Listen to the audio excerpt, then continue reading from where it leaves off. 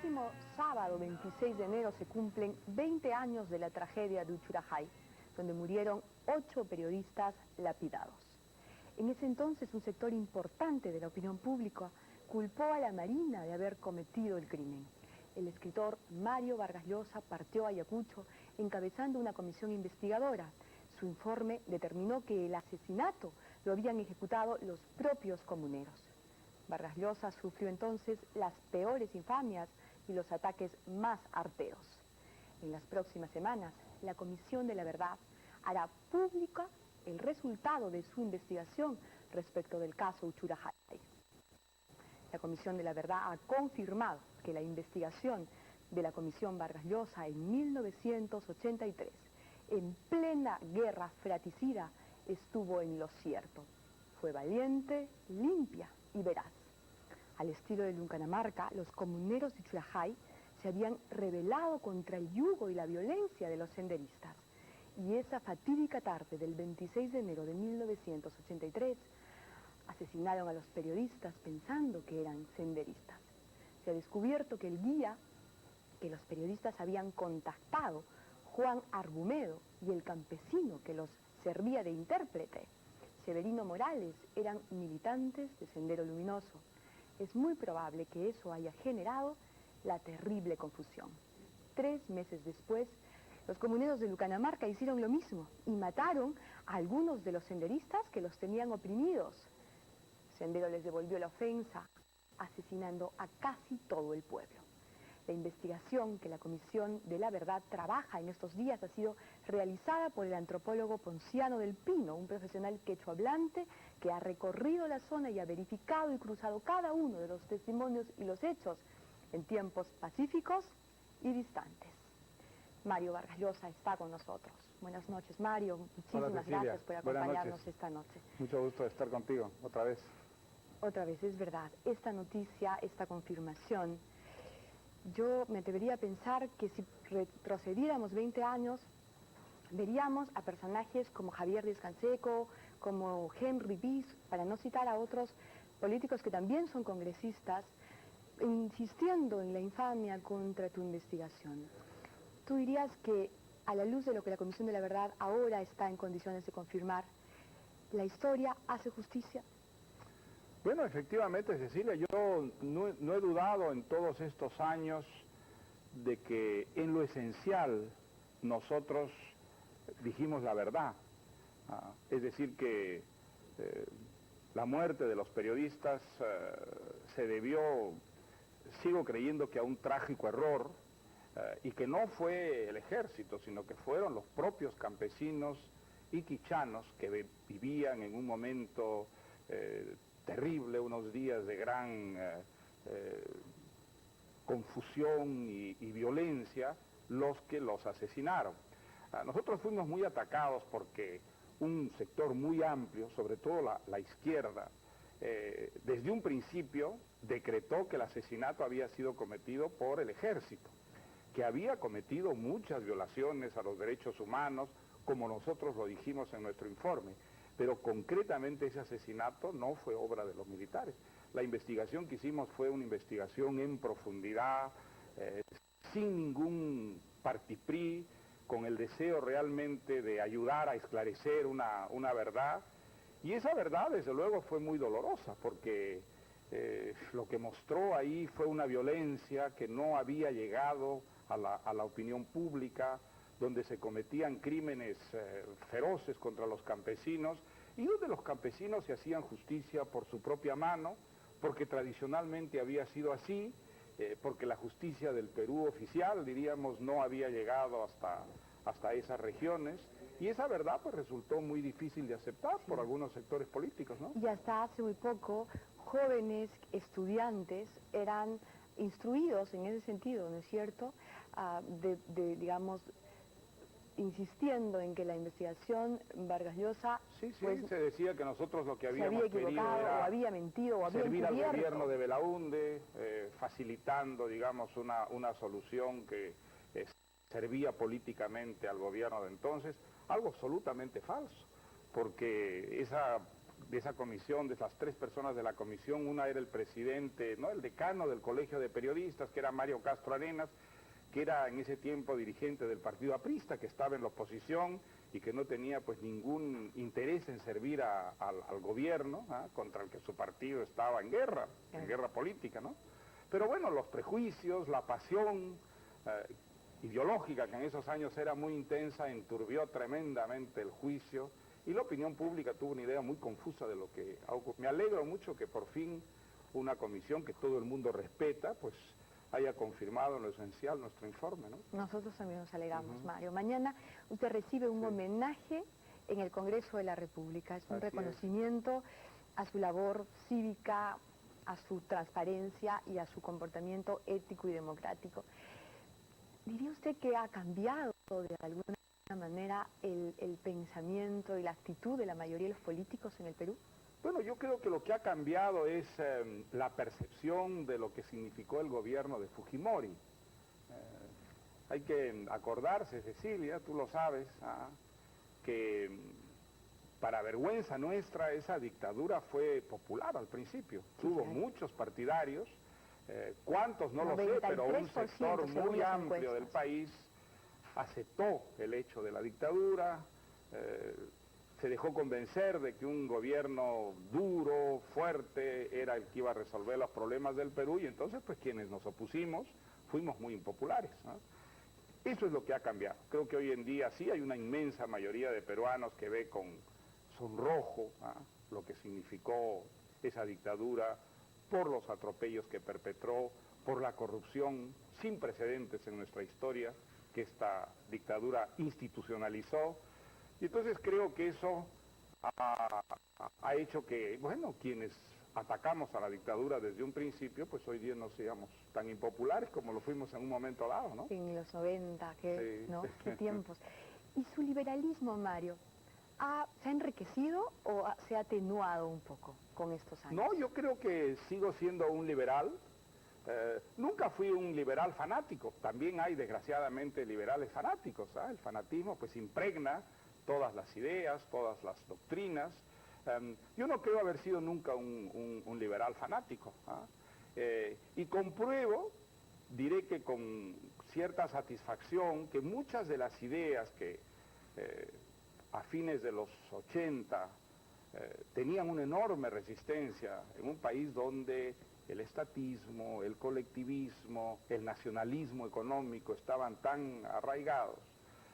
Hoy en día pues tienen menos resistencia e incluso impregnan algunos partidos o algunos dirigentes políticos que en esa época pues estuvieron en guerra a muerte contra las ideas llamadas liberales, ¿no? Yo veo, por ejemplo, hoy día con mucha satisfacción, desde luego, al presidente de la región de Lambayeque, Yehude Simón, a quien recuerdo en esos años como una persona muy de izquierda, hoy en día llamando a los empresarios, pidiéndoles que inviertan, dándoles garantías, pues en buena hora, eso para Lambayeque desde luego será muy provechoso, y espero que los empresarios escuchen este llamado y respondan en consecuencia. Eso es lo que necesitamos, ¿no? Pero hay algunas cosas que lo han decepcionado, por ejemplo, la forma como agobia la deuda externa a los países del tercer mundo. Sin ninguna duda, sin ninguna duda. Ahora,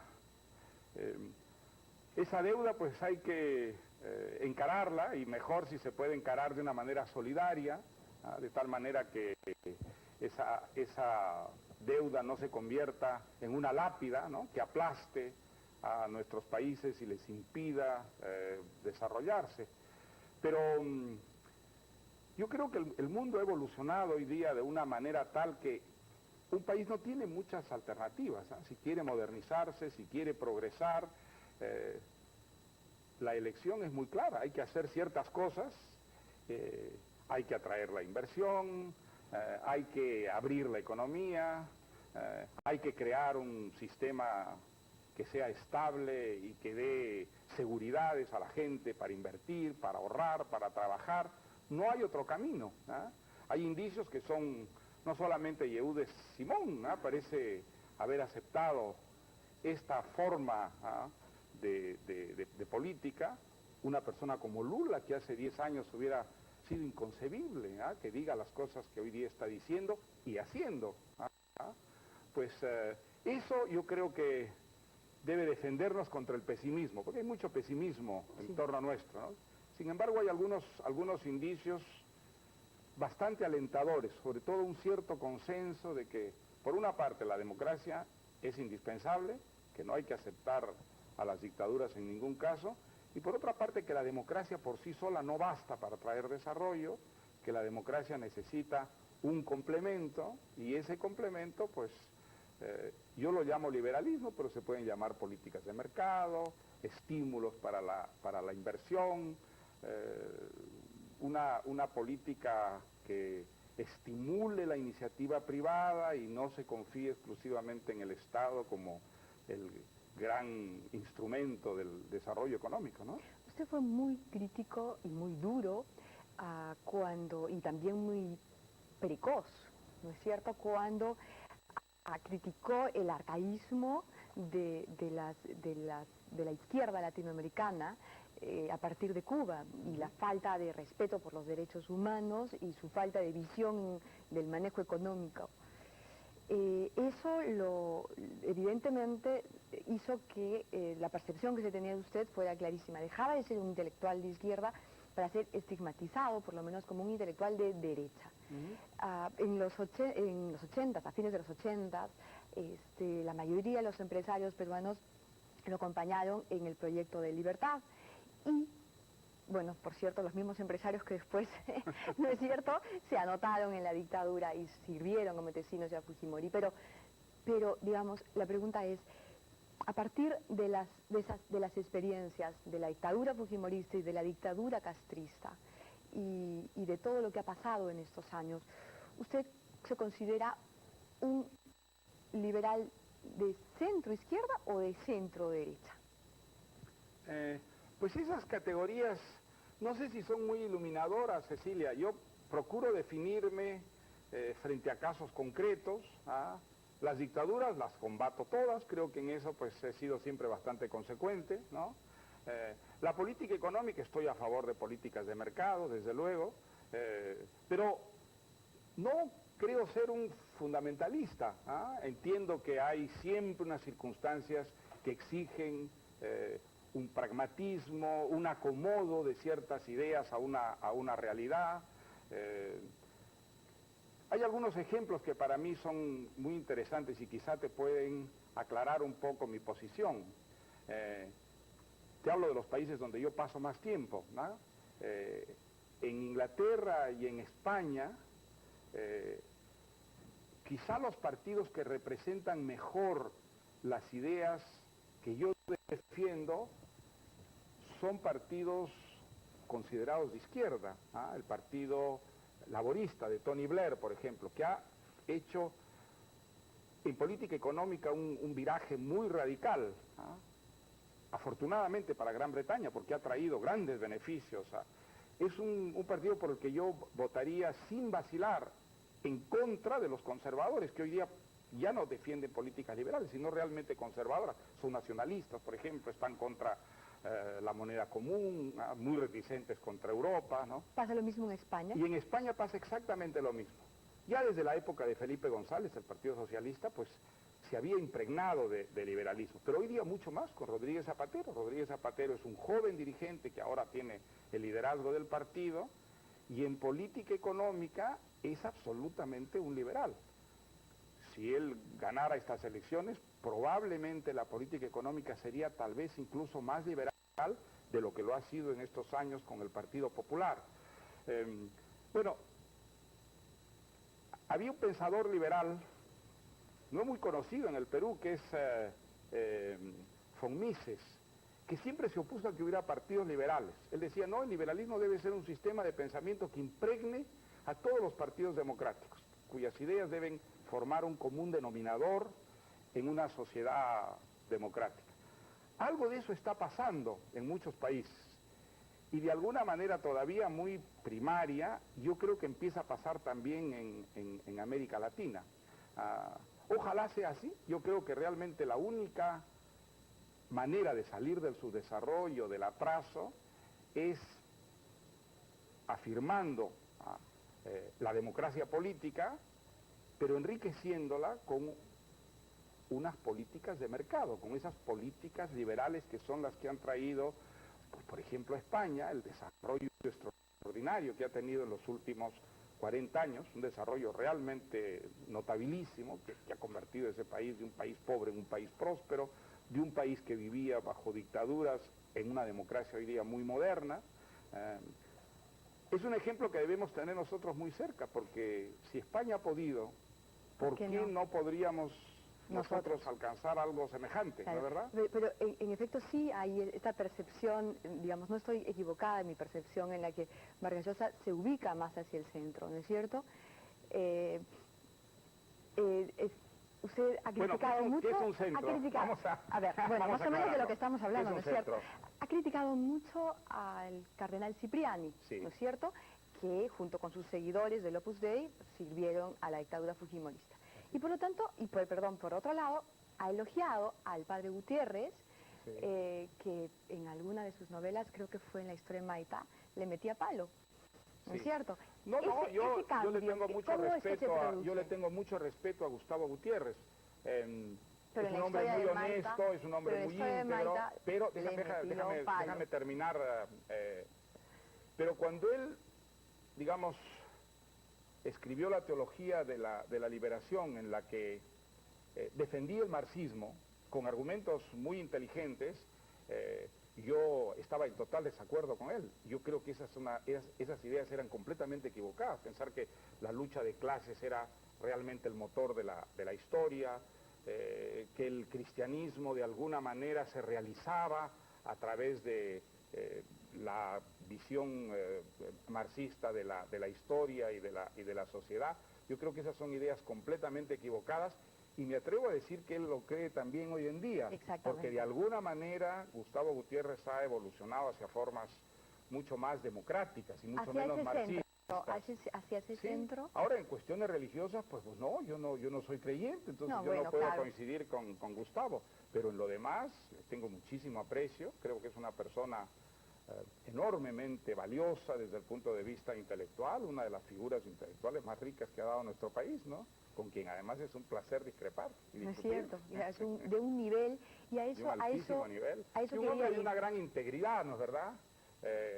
Él no ha apoyado nunca una dictadura, jamás. Él incluso, en algunos momentos en que ha habido gobiernos con los que podía sentirse cerca, mantuvo siempre una gran independencia, pues a diferencia del cardenal Cipriani, con cuyas ideas religiosas yo no me meto. Yo tengo mayor respeto por las ideas de todos los religiosos, pero él fue un colaborador de una dictadura vergonzosa, una dictadura que mató gente, que torturó, que hizo desaparecer peruanos, y que además robó y saqueó el país de una manera escandalosa. Y él, esa dictadura, la defendió, la amparó, y entonces pues a ese señor hay que criticarlo, porque eso para mí es inaceptable, no desde el punto de vista religioso, sino desde el punto de vista cívico, desde el punto de vista ético, ¿no? Exactamente. Y claro, es curioso, pero mientras personalidades del talento de Mario Vargas Llosa, del talento del padre Gustavo Gutiérrez, que estaban en posiciones ideológicas opuestas en determinado momento, a fines de los 80, ahora en el siglo XXI, a inicios del siglo XXI, se aproximan. Mientras eso ocurre con el pensamiento, el nivel de la política, por lo menos en el Perú, desciende de una manera vertiginosa. Mi pregunta es aldeana, pero ¿el nivel de la política ha descendido solo en el Perú o también ocurre en el resto del mundo? Bueno, yo creo que en muchos lugares ha ocurrido, ¿no? La política se ha desprestigiado. Ha ocurrido algo curioso. La desaparición de las ideologías mesiánicas, algo que objetivamente es positivo, yo creo, para la humanidad, ha traído consigo que la política se convierta muchas veces en un pragmatismo que pues representa la pura mediocridad, ¿no? Ya no hay grandes sueños, ya no hay grandes designios, la política ya no es la búsqueda del paraíso, ¿ah?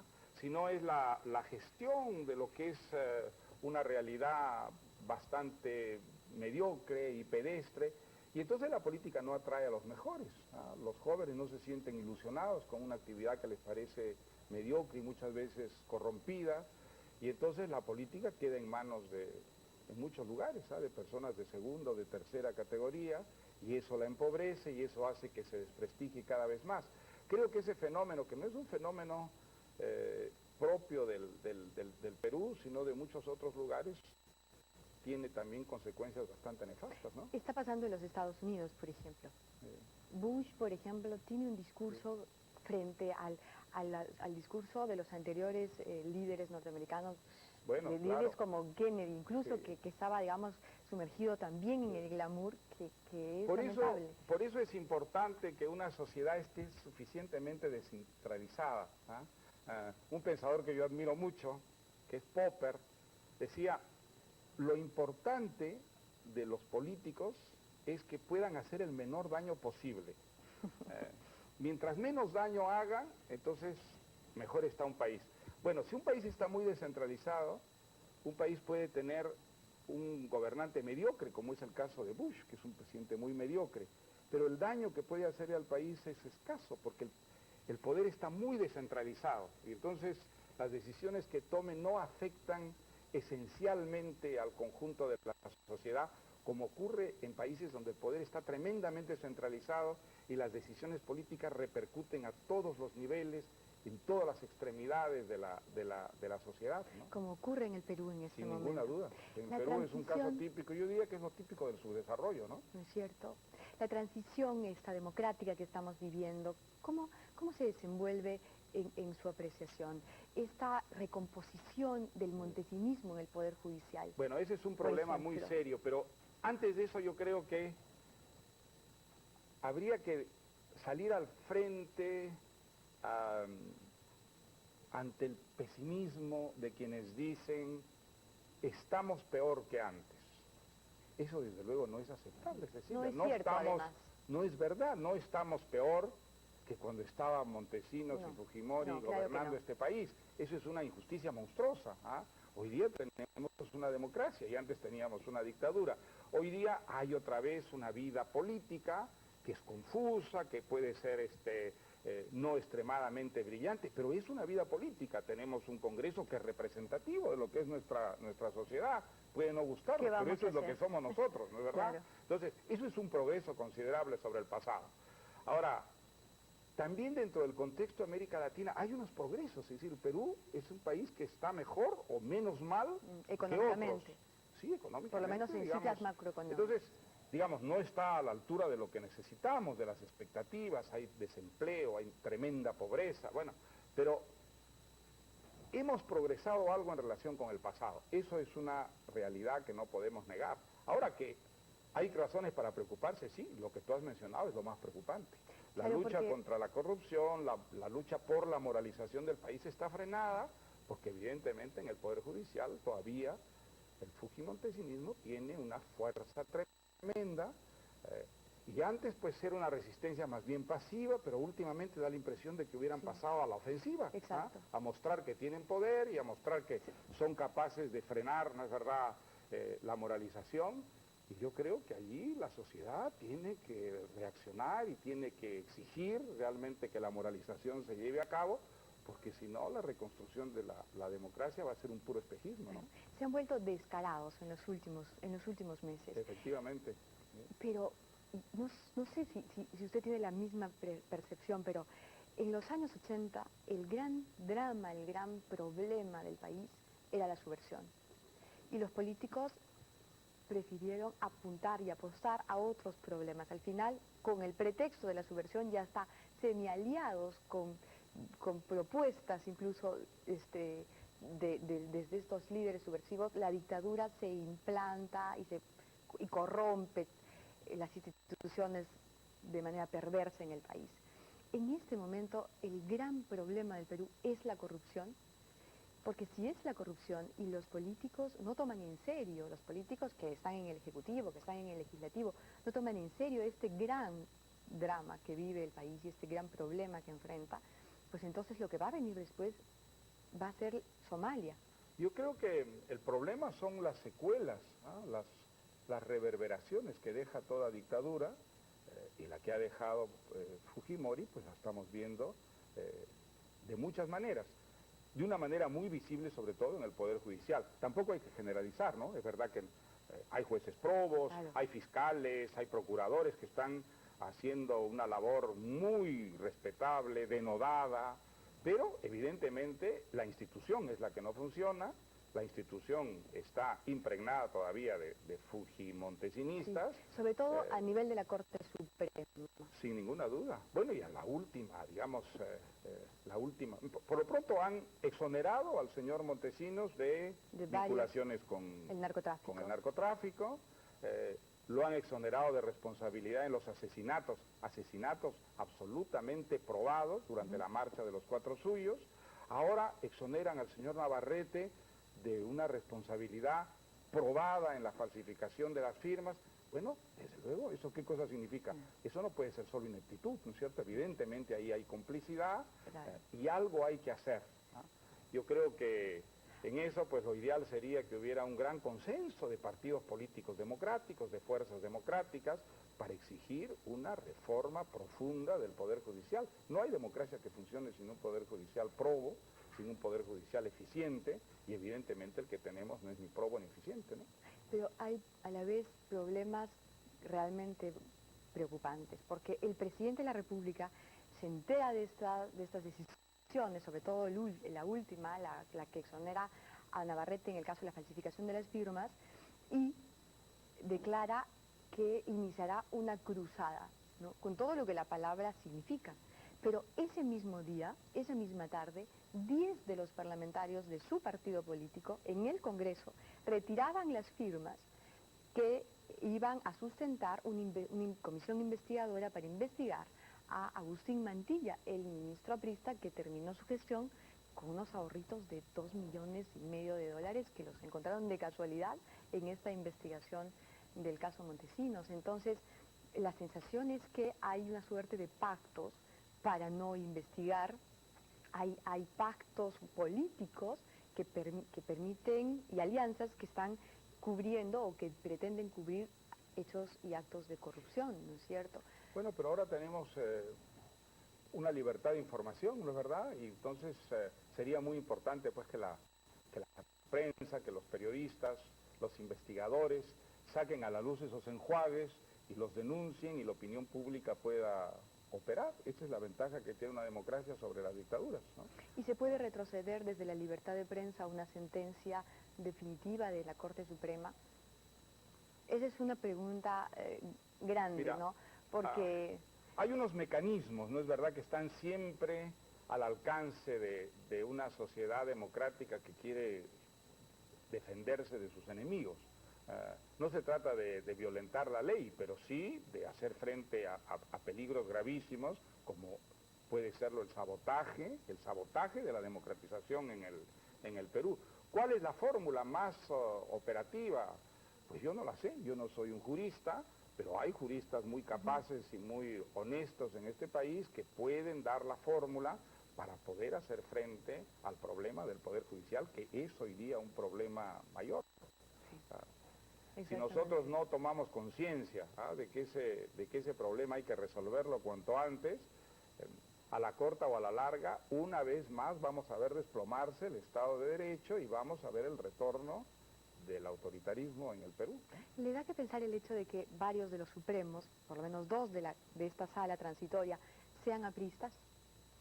Bueno, yo no entiendo qué interés puede tener el APRA, que fue un partido maltratado por la dictadura, hoy día en lavar de sus culpas a los responsables de la corrupción durante el gobierno de Montesinos. Yo no acabo de entenderlo, yo no acabo de verlo. ¿Qué ventajas puede tener el partido aprista en cooperar con el señor Montesinos? Yo no lo entiendo. El problema es que es la misma sala que va a juzgar a Mantilla. Bueno, pero digamos, hay ahí un acuerdo, hay un enjuague de esos niveles de suciedad. Bueno, eso hay que probarlo, hay que sacarlo a la luz, y si es así, supongo que habrá una opinión pública que sancionará a los responsables, ¿no?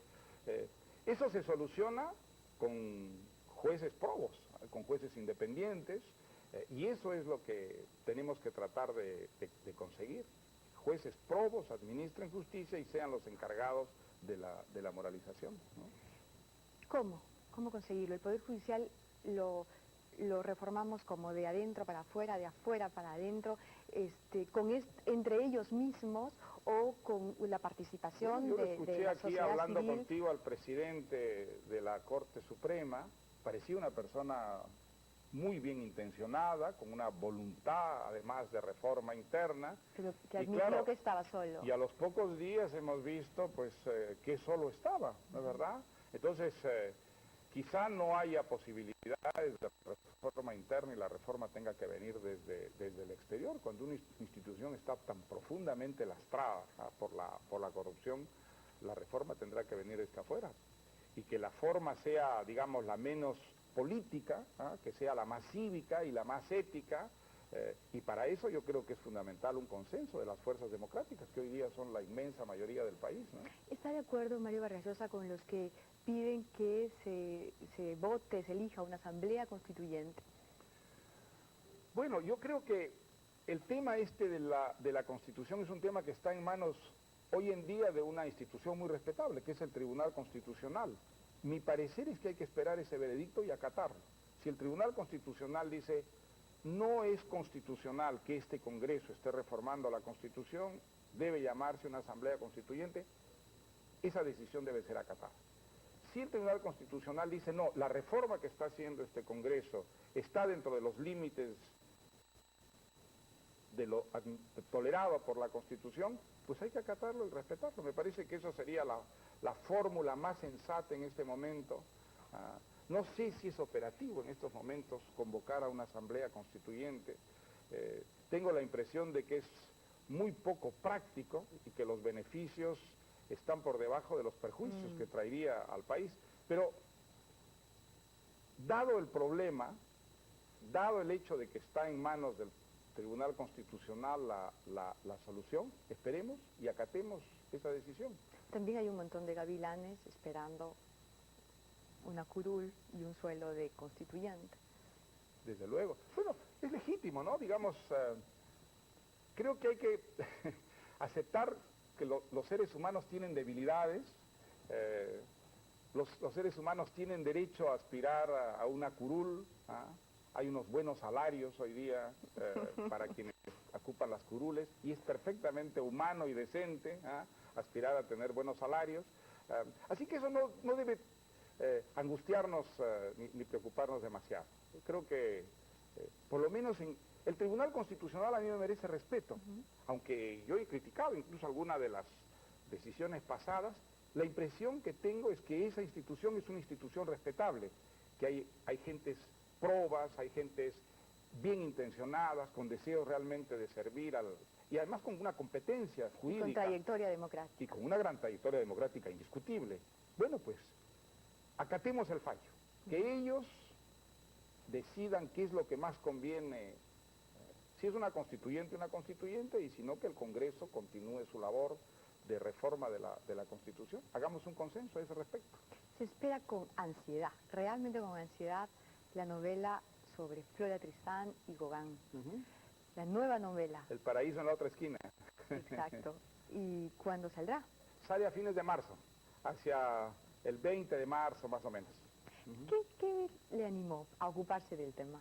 Pues es un viejo proyecto que yo creo que nació con la lectura de las peregrinaciones de una paria de Flora Tristán. Yo leí ese libro de memorias de Flora Tristán, donde cuenta sobre todo su viaje al Perú, cuando era estudiante universitario. Y desde entonces el personaje de Flora Tristán me fascinó, me inquietó, me dio muchas ideas para escribir algo a partir de ella.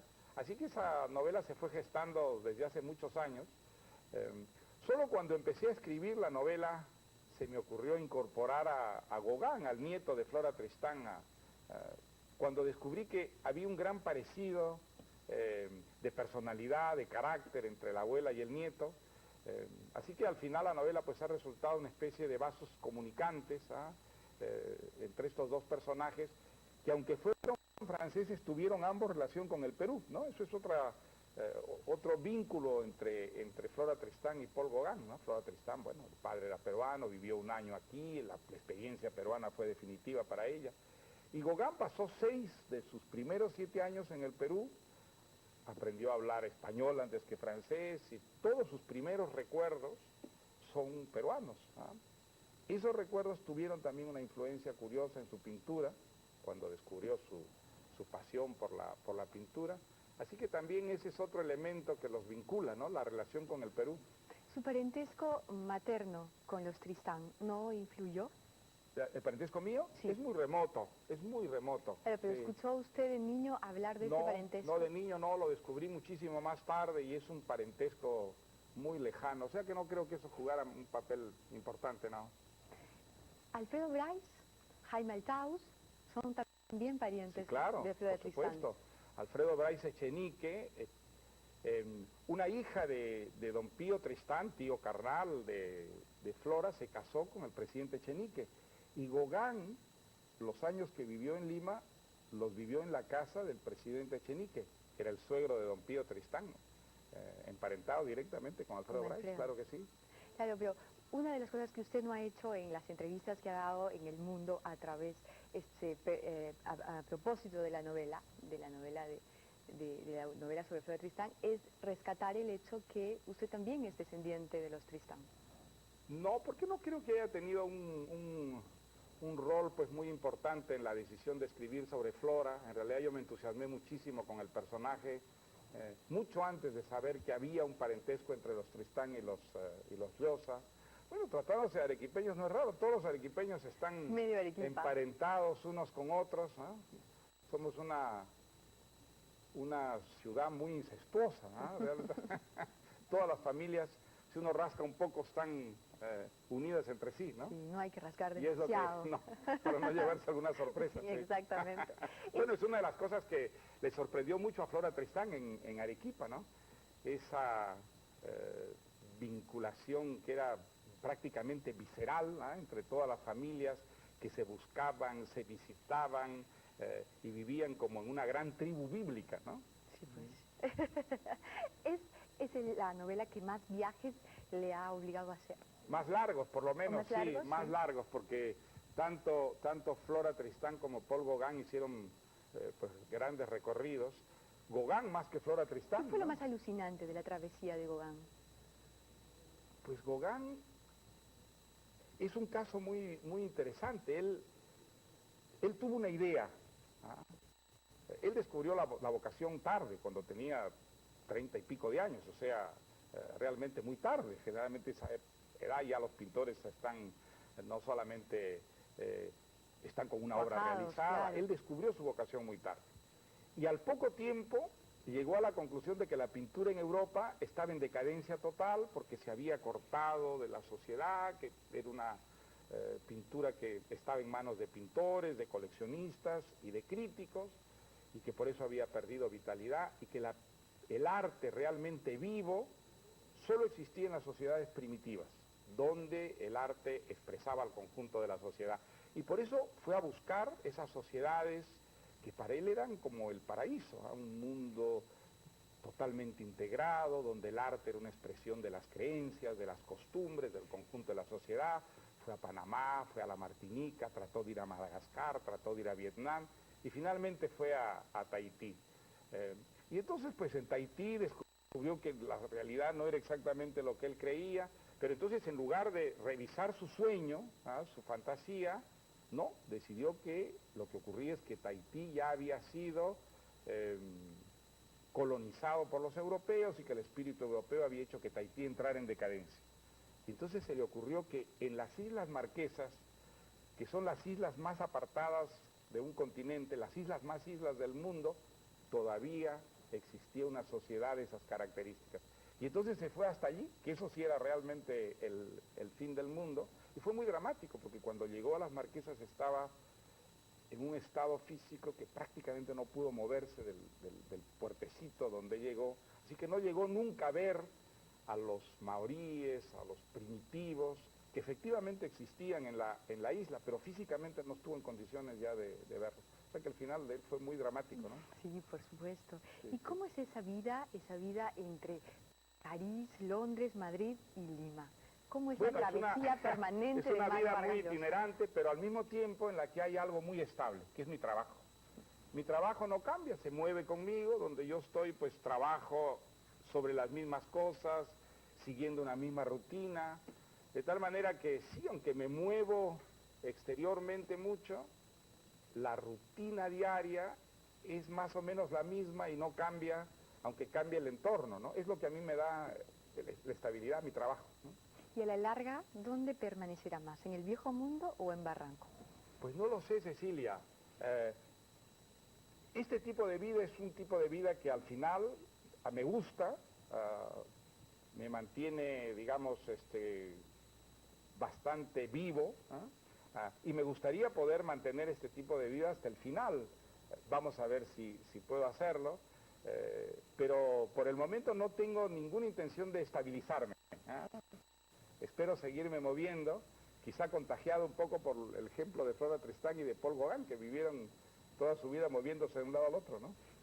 Es como vivir realmente, ¿verdad? Es la intensidad total. El hecho de no tener claro qué va a pasar o qué va a pasar, dónde voy a estar en los próximos No, más meses. o menos organizo mis itinerarios con cierto orden, pero la idea de cambiar de entorno a mí me resulta bastante estimulante. Por la gente que habla, con la que sí. conversa. Claro, es muy interesante volver al Perú, por ejemplo, cada cierto número de meses. A mí me da una perspectiva muy curiosa, me hace perder muchas cosas de detalle, por supuesto, pero al mismo tiempo me da una perspectiva que uno no tiene cuando está en el tráfago diario, viviendo día a día los acontecimientos. En algunos sitios trabajo mucho mejor, de una manera mucho más aislada. En Londres sí puedo aislarme totalmente, hacer vida casi monacal, algo que en Lima, por supuesto, es imposible, ¿no? Pero al mismo tiempo, pues cuando estoy en Londres echo mucho de menos la familia, los amigos, el desorden, que es mi vida en Lima, y cuando estoy en el desorden, no creas que no echo de menos la disciplina, la rutina rigurosa de trabajo intelectual que tengo en Londres, ¿no? Y en estos tiempos, ¿qué le responde a un joven que quiere ser escritor? Pues le respondo que escribir es la cosa más hermosa del mundo, que es una maravillosa vocación, pero que es una vocación que es un trabajo, que exige una gran disciplina, que exige un gran esfuerzo, y evitar buscar el éxito a toda costa. Ojalá el éxito venga, el éxito puede venir, desde luego no hay ninguna razón, pero si es el incentivo principal, lo más probable es que ese joven se lleve una gran frustración.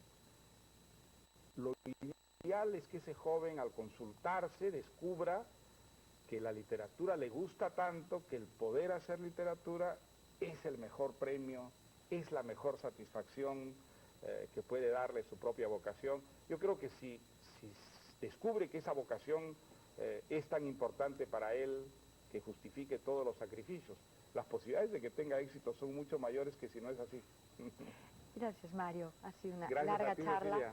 Muchísimas gracias por visitarnos siempre que viene a Lima y desde que existe Entre Líneas, Mario Vargas Llosa nos visita. Pues nada, Muchísimas muchas gracias por invitarme. Al Muchas contrario, gracias. gracias. Vamos a una brevísima pausa. Hay más.